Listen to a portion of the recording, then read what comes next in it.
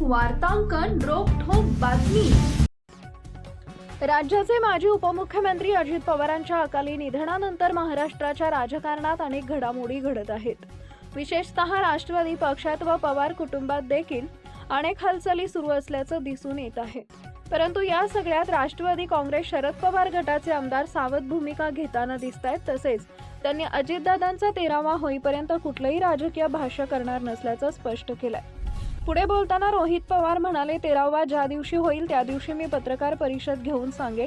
आता राजकीय बोलणं योग्य नाही। दादांसोबत काय चर्चा झाली, सगळ्या प्रक्रियेत मी होतो, मात्र 13 दिवसांनी सांगेन असं त्यांनी म्हटलंय। त्यामुळे व्हायरल व्हिडिओमध्ये रोहित पवार आणि अजित पवारांचं काय बोलणं झालं याबाबत त्यांनी बोलणं टाळलंय। सुनेत्रा पवारांच्या शपथविधी संदर्भात विचारले असता रोहित पवारांनी परखड मत मांडलं।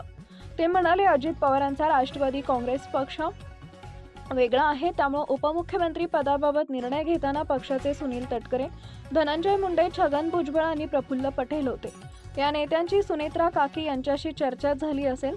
राजकारणात अनुभव कमी असला तरी त्या अनेक वर्षांपासून राजकारण करतात। तसेच शपथविधी होणार असल्याचं आम्हाला कोणालाही माहीत नसल्याचं रोहित पवारांनी म्हटलंय।